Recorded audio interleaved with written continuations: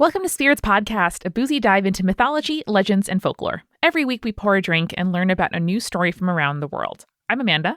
And I'm Julia. And this is episode 196, Scooby Doo and the Loch Ness Monster for Myth Movie Night.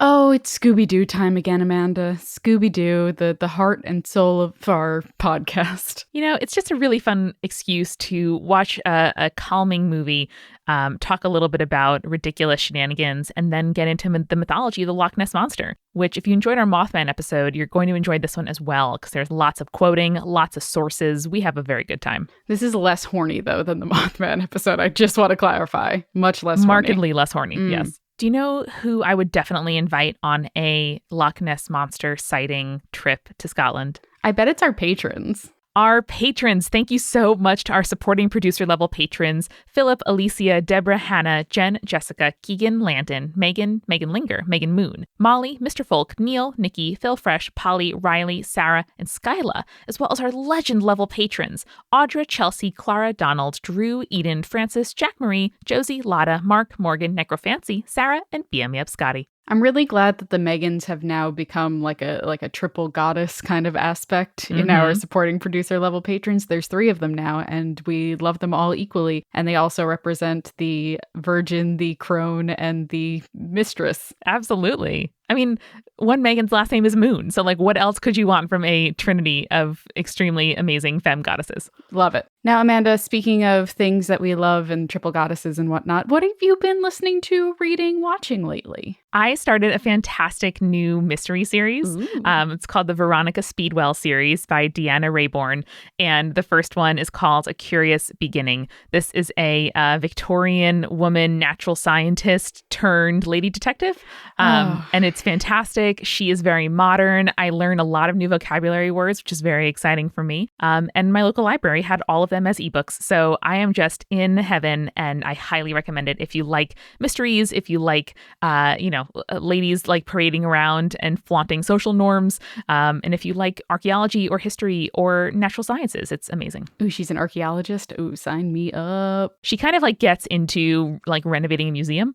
So that's where the archaeology comes in. But no, she is a lepidopterist. So she studies butterflies. Oh, of course. Fantastic. What? It's incredible. What good things. And Amanda, speaking of very specified types of sciences, do you want to tell our listeners about the newest show on Multitude? Absolutely. So when we recorded a few episodes back, the Norse cosmology episode with Moya McTeer, we immediately ended the episode and said, oh my God, we have to keep Moya around. Yes. And so we are delighted to share that Exolore, her podcast, is joining Multitude. So this is our newest member of the Multitude family. That means that she is joining the collective where we can all aid in each other's growth and hopefully success. And Exolore is just a fantastic podcast. So if you did not get convinced the first time around, you got to do it. It is world building. It is reviews of worlds that already exist. Like the first one was about Crazy Delicious, which is hilarious and very mythological. And then there are also interviewers with real live world builders, with authors and other people who build worlds of their own. And there are so many fantastic episodes for you to dive into in the back catalog. And more than that, there's a new one coming up every other week. So subscribe now to Exolore or go to exolorepod.com. The links are going to be in the description. But Moya, we're so glad that you chose to join us. And listeners, you're really going to love her. Yeah, if you love science, if you love fiction, if you love science fiction, Exolore is the podcast for you. And that's EXOLORE. Fantastic. We're also coming up on a sort of milestone, Julia. Episode 200 is nigh.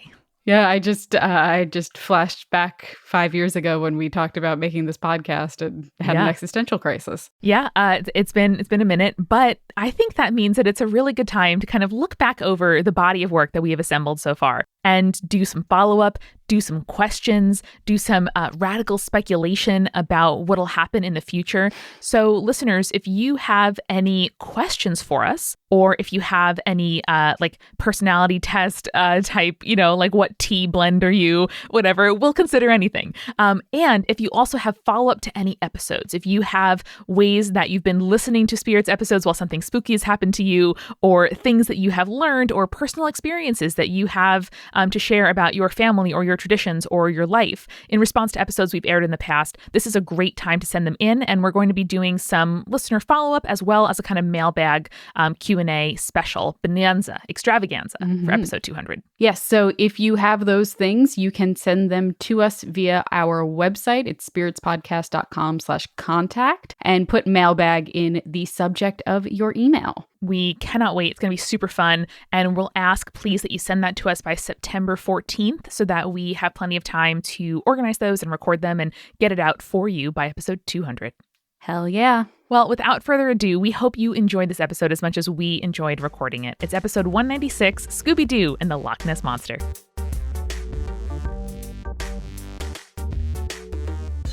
Julie, we made each other a lot of promises throughout our friendship. If one of us dies, the other person will delete their search history and like fandom footprint. And also, I need to promise you now that if I ever become a disgraced cryptozoologist, I'm not going to set up an elaborate fraud to try to regain my reputation. And if I do, you have to check me. Okay.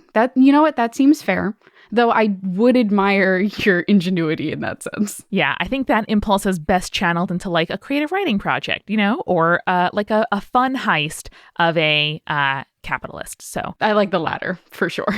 But I think that is a great segue, Amanda, into our myth movie night, which is Scooby Doo and the Loch Ness Monster. But don't fear, we have a lot to discuss. There is a lot of history here. There is a lot of like press history, which I always enjoy in a modern myth. So I'm stoked. But first, we do have to recap the movie. And I believe it's your turn.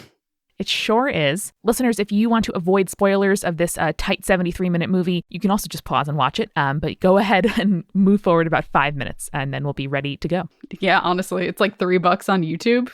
Do it. It's good stuff. All right, Julia, I am ready. Do you have the 2-minute timer? I got you going. Let's do it. 1, 2, 3.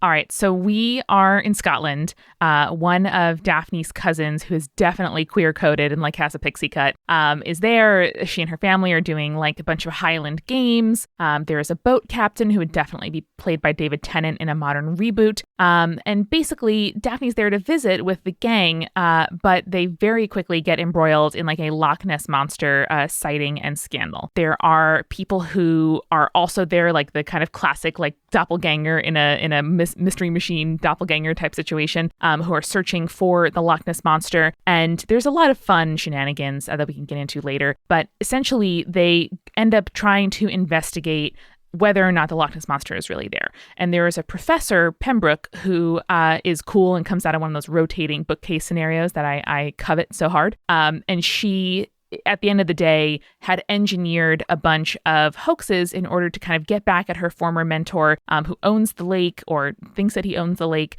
And there are kind of two different scenarios. One is like a balloon Loch Ness Monster puppet situation that was contrived by the cousins as a prank. And then the other one is like a submarine that was kind of mimicking a big monster in sonar. And so everyone's like, classic, you know, there's capitalism, there's like professional revenge, everybody had good intentions, but this is what happened. But at the end of the day, when they are leaving Scotland, there's definitely little hints that there could be something real at the bottom of the lake, and we kind of get a glimpse of it as the movie ends. There's also some haggis subplots with Shaggy and Scooby. Yes. There are some good Scottish sports. There's a clam bake with Clan Blake, which Eric Silver said probably was the thing that the entire movie was built around.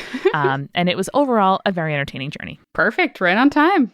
Good job, Amanda. Thank you. My other notes from the movie, Julia, included the roads look far too wide for Scotland. As a person who has not been to Scotland, I cannot say if that is true or not, but you have, so I trust your judgment.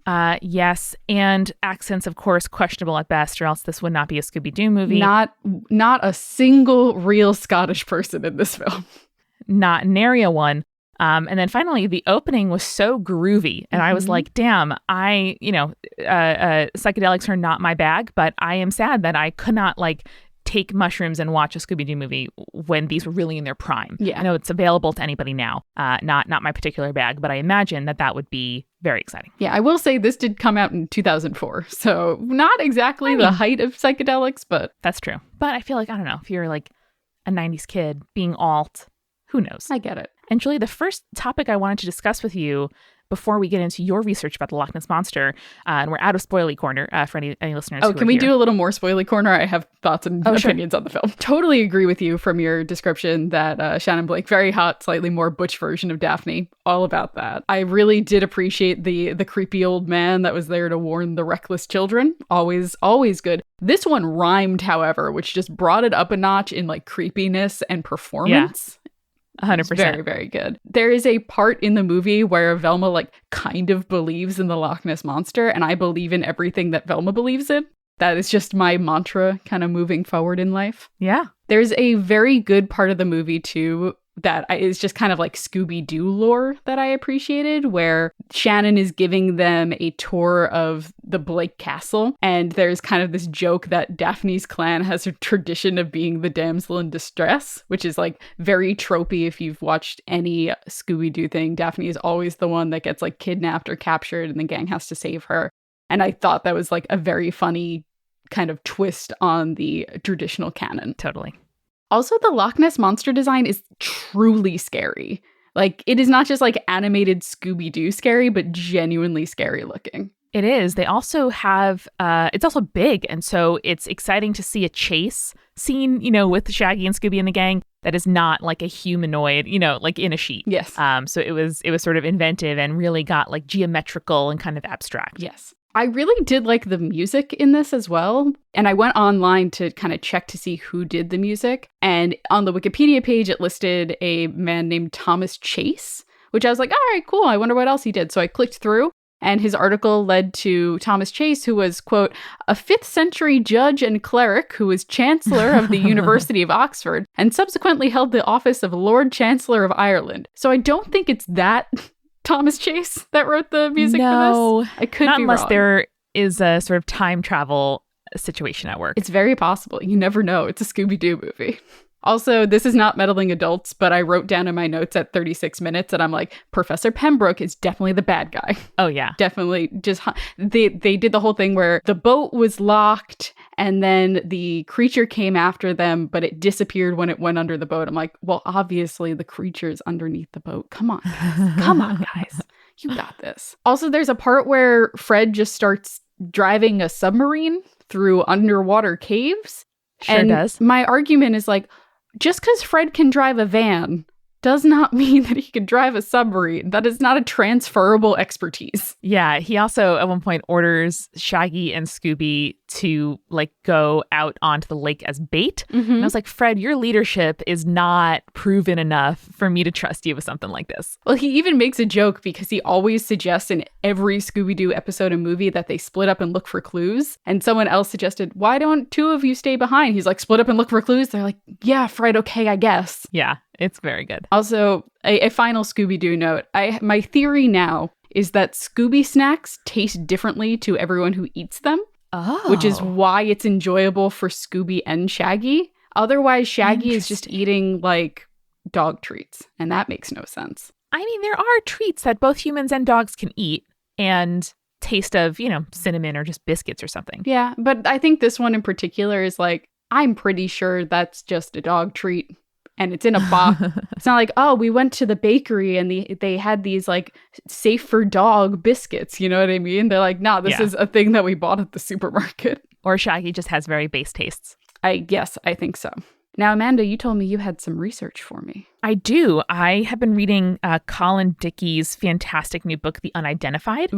He is also the author of Ghostland. Well, actually, Eric Silver was reading it before me and was like, hey, there's a whole bit about the Loch Ness Monster. You got to check it out. Yes. And so there is a chapter about kind of the history of Loch Ness Monster sightings and the kind of real life facts and events behind the myth. So Julia, do you have something similar to present, or do you want me to kind of take us through? No, take us through. And I might add a couple of things as we go, but hit me with it. So again, this is all research by Colin Dickey. You can pick up his book, The Unidentified, at your local independent bookstore or at spiritspodcast.com/books, where there are lists of all of the books that we cite and recommend on the show. The story of Loch Ness Monster, Julia, begins in 1930.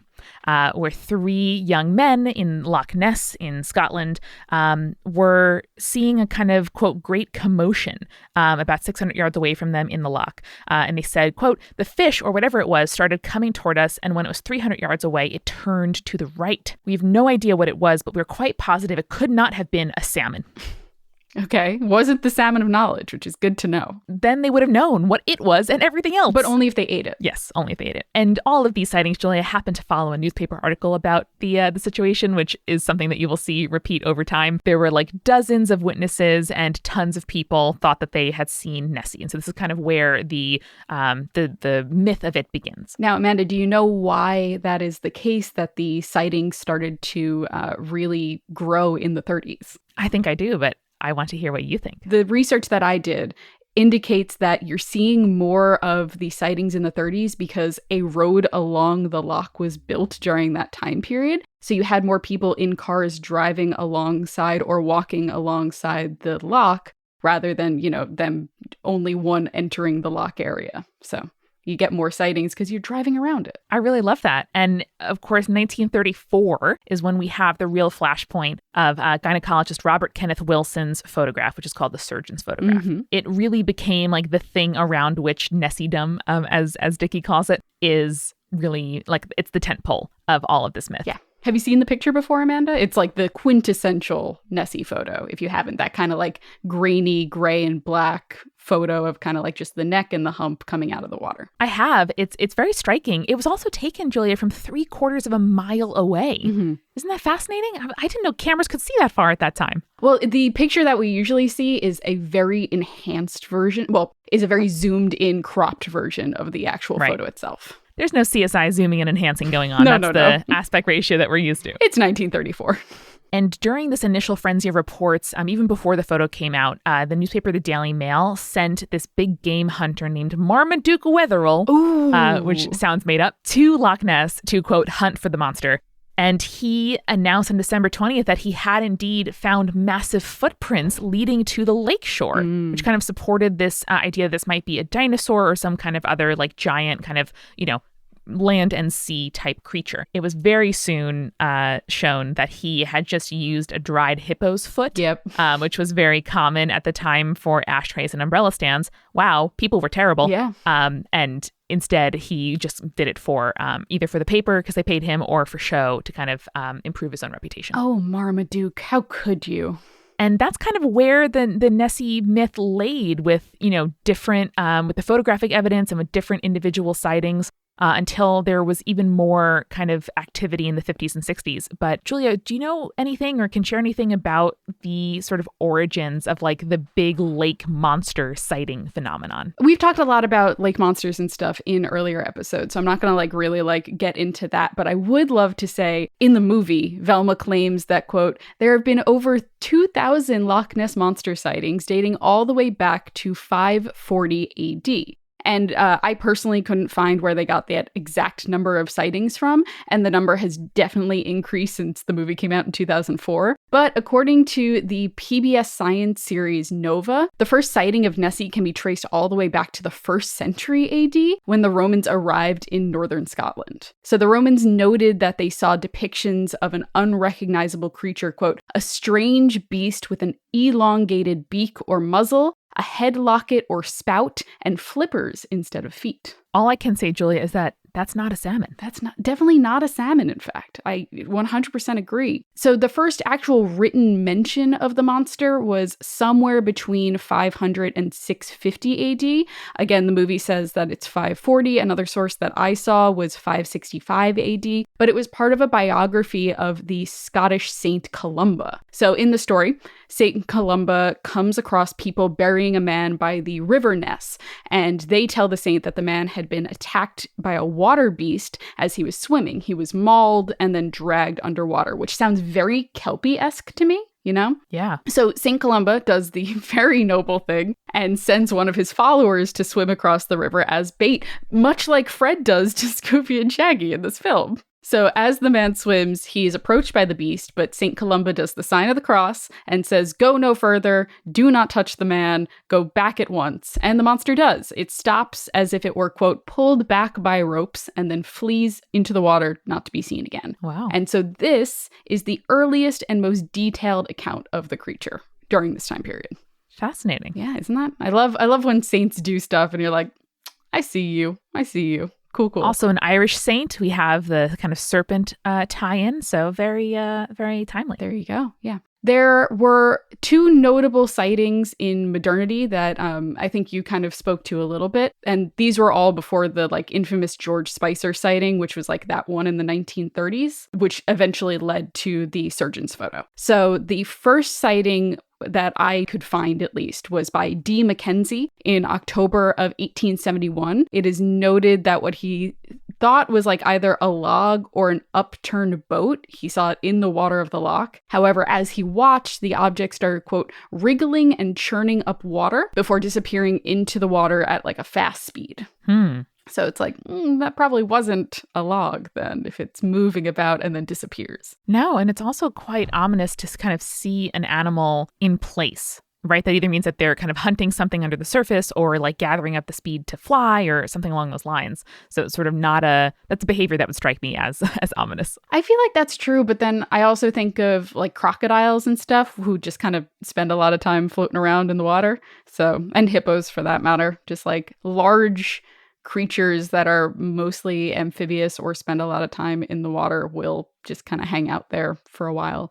But anyway, the other one that I would like to note was in 1888. That was Alexander MacDonald, who saw, quote, a large stubby-legged animal appear in the loch and then approach the shore, got only to 50 yards out from the shore before disappearing into the water again. And MacDonald would later describe the creature as looking like a large salamander, which I think is an interesting, and we don't see that kind of image too often in modern examples of the Loch Ness Monster. So I really thought that was an interesting perspective. And I'm always really curious about the sort of elongated nature of most of these descriptions, because there is, of course, the effect that when you water distorts sight lines. And so when you look at something in the water, it will appear longer than it actually is. And your kind of sense of proportion is thrown off, which people have also kind of put forth as explanations for the kind of giant sea serpent or, the giant sighting of something that ends up being a, 5 foot long, yes, amphibious actual creature. Yeah. Perspective is weird as hell in the water. Exactly. I think about, if you go sailing down in, I don't know, someplace with clear waters like the Caribbean or something like that. If you're to look at the bottom, it would seem like the rocks and the coral and the reefs are, I don't know, 5 feet down, and really they're 20 feet down. So water really magnifies a lot of things. Gotta say, that was one of my least favorite parts of AP Physics, was calculating arcs in water. Whew. That's why I didn't take that class. Pew, pew, pew. No senior science class for Julia. So, Amanda, like you said, the 1930s really saw the peak of Nessie lore, I suppose. George Spicer is the first, marked sighting that I have written down. There's also the first photograph, which was taken by a man named Hugh Gray, also in 1933, though most believe it was either a stick that Gray's Labrador dog was swimming after, or he caught a picture of an otter rolling on its belly. Cute. Probably not the Loch Ness Monster. Pretty clear that it's not. There's also Arthur Grant, who spotted the creature in 1934, which stands out to me because he claimed to have nearly hit the creature with his car as it was crossing the road to get back to the water. Fascinating. I know. Grant was a veterinary student, and so he described the creature as being a cross between a seal and a plesiosaur. So in the movie, Velma says, many people have claimed to see the Loch Ness Monster on land. And I'm not sure if many is truly actually the case, but this is at least one example of that. So I really want to hunt that down since I had never heard of Nessie on the land before. Which, Amanda, brings us up to kind of the modernity of the surgeon's photo. But let's get a refill first before we dive into that. Let's do it. Amanda, I have been decorating my new apartment for a while now. I feel like it's been a building process. And one of my favorite things to do is create my own artwork for my apartment.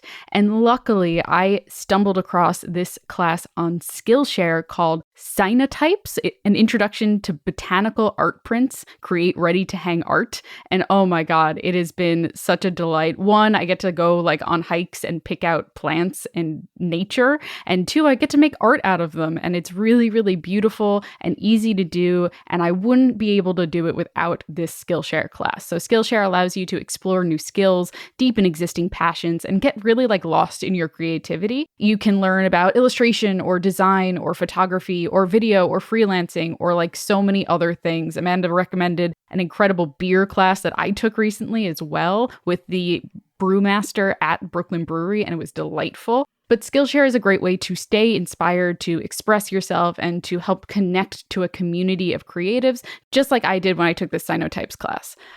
So you can explore your creativity at Skillshare.com/spirits2, where our listeners get 2 free months of premium membership. Again, that's 2 months free at Skillshare.com/spirits2.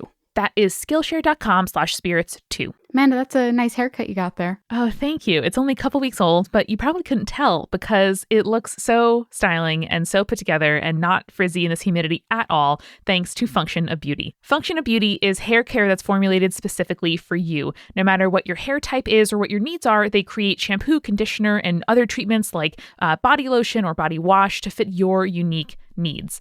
It is so unique, in fact, that there are over 54 trillion possible ingredient combinations to make sure the formula is as unique as you are. That is so many, Amanda. And it's really, really simple to do. All you have to do is take a quick but very thorough quiz, tell them about your hair, and their team determines what the right blend of ingredients is for you. And then they bottle your custom formula to order, which is great. And then they just deliver it to your door in a very cute, customizable bottle with like a fragrance that you picked out and the colors that you like. It's very, very cool. Absolutely. They're vegan, they're cruelty-free, and they don't include sulfates, parabens, or any other harmful ingredients, which I am trying to be more mindful of as I buy my beauty products. They are also the top-rated customized hair care brand with over 40,000 real 5-star reviews and counting. I really love that you get to also change the amount of fragrance, and you can choose the fragrance, you can choose the bottle color. It truly is delightful. It really feels like a very pleasant pastel shopping experience in the comfort of your own home. So why are you waiting to treat your hair good? Go to functionofbeauty.com/spirits to take your 4-part hair profile quiz and save 20% on your first order. Again, that is functionofbeauty.com/spirits for 20% off and to let them know you heard from our show. functionofbeauty.com/spirits. And Julia, we are finally sponsored this week by Fubo TV, which is powering the NBA playoffs in my household. Cable, they have this phrase called cord nevers instead of cord cutters, people who switch from cable to streaming services. People like me who have never had cable, and there's no reason to because we have stuff like Fubo TV to get live sports, news, and primetime TV without complicated contracts. They charge just $65 a month to watch the same channels as you could get for a monthly cable subscription of like $200 plus. You also don't pay for a DVR or an installation or like an exit fee. No kinds of gimmicks here, no contracts, and that is a definite plus. You can get everything you want in one place. They have over 100 channels. You can stream to your TV or any other smart device, including the major broadcasting cable networks, which can be surprisingly hard to find streams of if you don't have a service like Fubo. And you'll never miss primetime shows, including something like, House Hunters, which I super enjoy. So there's no risk to try it out. Get full access to Fubo TV for 7 days for free at FuboTV.com/spirits.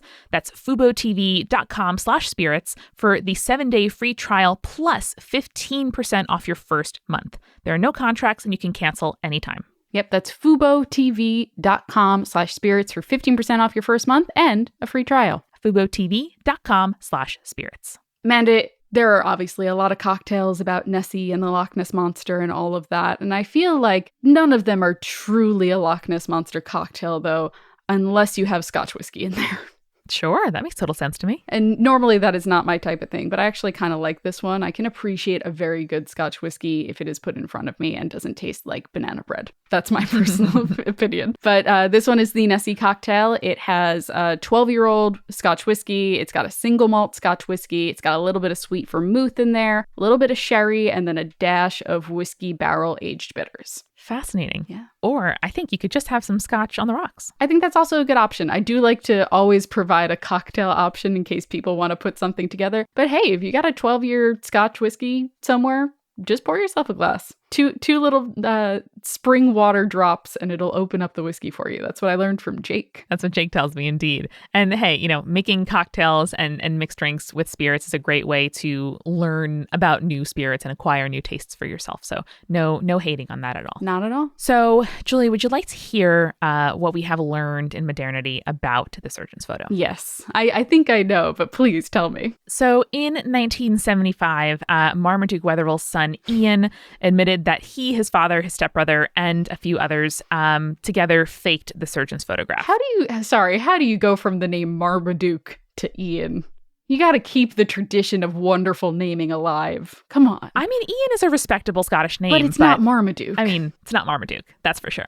And the reason Wetherell did it is because he was so humiliated that his footprint hoax with the hippo's foot was revealed. Mm-hmm. So he, instead then of releasing the photo himself because he felt like his reputation was damaged, because it was, he gave it to his buddy, the doctor, in order to confer legitimacy on the photo. Robert Kenneth Wilson was the supposed name of the doctor. Yeah, and calling it the surgeon's photo is such a grasp at legitimacy, so that makes complete sense. It's like, oh, but he's a doctor.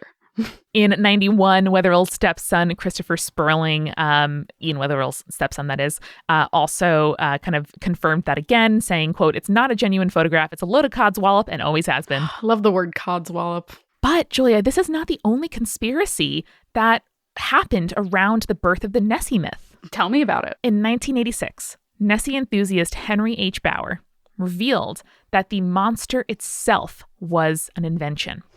According to writer David Garrity, he confessed to / claimed credit for conjuring up the monster in this book, Maurice. In the early 1930s, I, with two young partners, ran a publicity service in London. Dickey continues to kind of summarize. They'd been offered a small contract by a group of hotels near the loch to drum up more business. And at the same time, another client of theirs, a realtor in British Columbia, mentioned that he himself had helped invent the legend of Ogopogo, a sea serpent supposedly living in Lake Okanagan. Yes, which we've talked about in our Lake Monsters episode. Yes. And so Garrity said, "This was corn in Egypt," which I guess means it was successful. Yeah. The Lossiemouth member of the firm told us that for centuries, a legendary creature was supposed to dwell in Loch Ness. We'd never heard of it. But over several pints of beer, we became, quote, midwives of the reborn Loch Ness Monster. All we had to do was arrange for the monster to be sighted. This we did, and the story snowballed. Thousands went north to see it, and see it they did. It was, of course, pure hokum. What year did he say that he did all of this?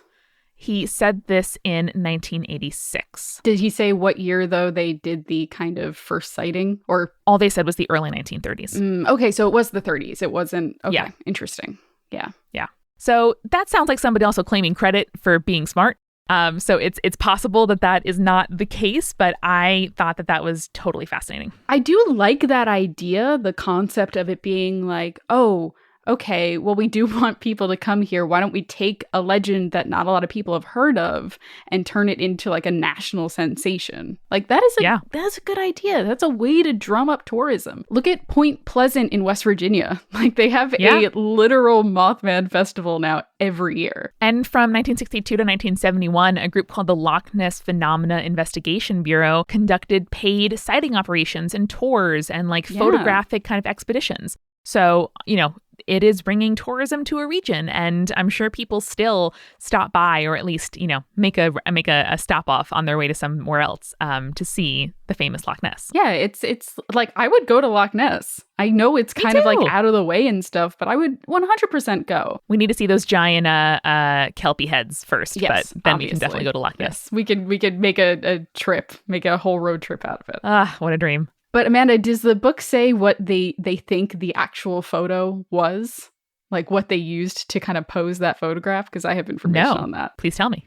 So, like you said, it was kind of dismissed as a hoax in the 1990s. And that's the general consensus now among Nessie cryptozoologists and stuff like that. What the photo actually is probably a toy submarine that they built kind of a sculpture on and then photographed as it moved through the water so that they would get the ripples and stuff like that. That's why they always use the really zoomed in photo, because if you look at the like whole photo, you can see the scale of the shore to the monster. It's actually very, very small. Got it. Yeah. I mean, pretty ingenious. Yeah, it's really... Especially in 1930s. I know, 1930s. That's a pretty solid deal. I bet the submarine would have been like steam powered then. Or like clockwork, like just you twist Clockwork, it and go through.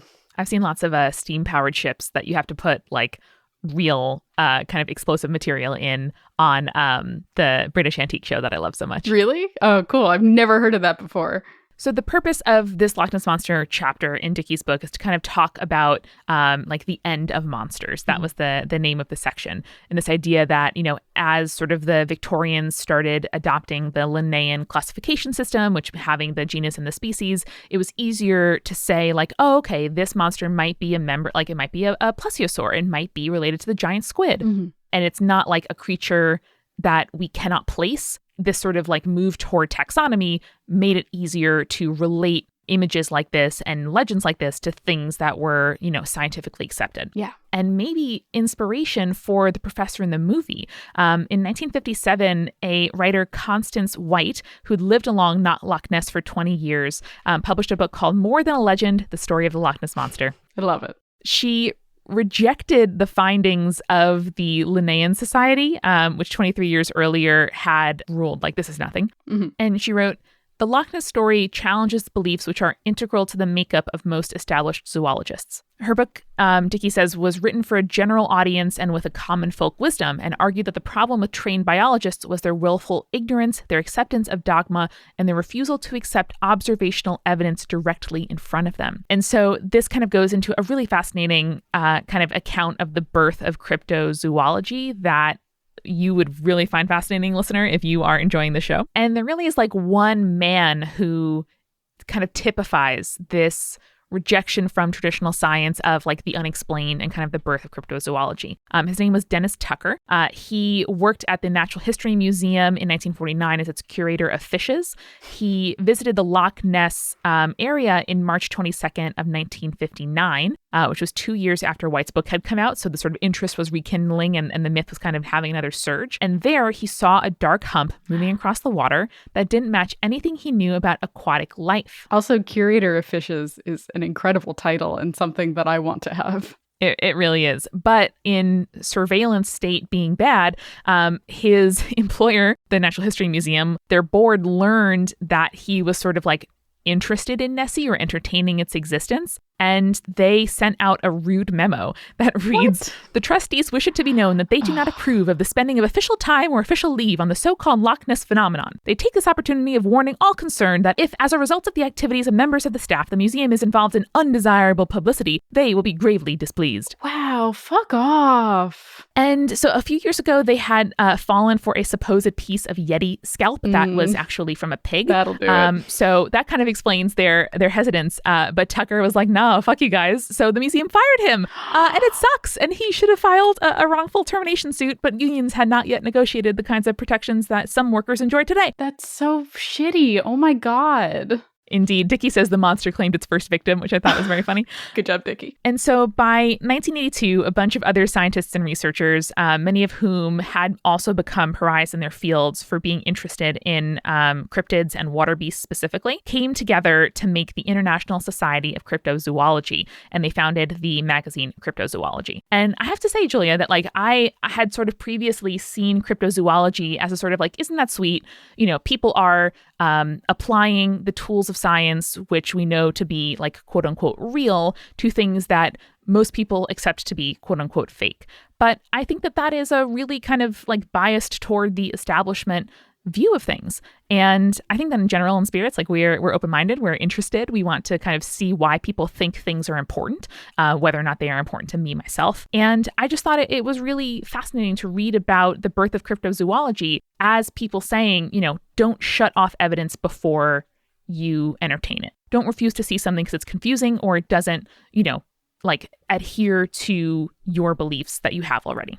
Absolutely. Oh, that's such a great point. And I would love to talk about some modern searches by scientists and cryptozoologists for Nessie. Absolutely. But first, let's talk about sightings in the 2000s. Every year or so, there's probably like a new supposed sighting of Nessie, which I really, really enjoy. Every time one pops up, I love seeing the photos and looking at them. Plenty of enthusiasts and scientists alike and cryptozoologists dedicate their time and energy into investigating the existence and nature of the Loch Ness Monster. One of the most recent photos was actually taken in 2020. Hell, the Loch Ness Monster was actually trending on Twitter only a few months ago. And I'm going to send you a photo, Amanda, and you're going to tell me what you think. Interesting. I'm zooming in. Enhance. It's a beautiful color. Looks probably like a seal in reality, but the shape of it, if it kind of adheres to like shapes of creatures that I know in my brain, I can definitely see this being like one hump of a sort of sea serpent, Yes. It's probably just a seal and the head is just below water and the edge of the tail is just below water and it's actually just that long. But it definitely is like evocative of a wider shape. Well, Amanda, thank goodness for Twitter and the cryptozoologists and Nessie enthusiasts and scientists on there, because they proved that it's actually a Photoshop job. And this is a picture of a giant catfish. Let me send you that tweet real quick. Oh, no. Oh, my God. That catfish is so big. It's so big. That's the only cryptid that I need to know about. It's horrifying that it's that big. Genuinely, it's horrifying. Oh, boy. But yeah, I think it's really interesting that we are able to pool our resources so much better, and people who aren't just scientists, like with degrees at museums and at colleges and stuff like that, are able to kind of pool their efforts and tell whether or not these are legit. But it's not as though scientists and those people working at colleges and museums are completely dismissing the idea of Nessie. There are plenty of people who are investigating it, even if so many sightings and pictures have been proven false. Professor Neil Gemmell, who is a geneticist from the University of Otago in New Zealand, led a team to take analysis of traces of DNA in Loch Ness. From their findings, they did not find any presence of any large animals like dinosaurs or lake monsters or anything like that, but they did find a lot of eel DNA.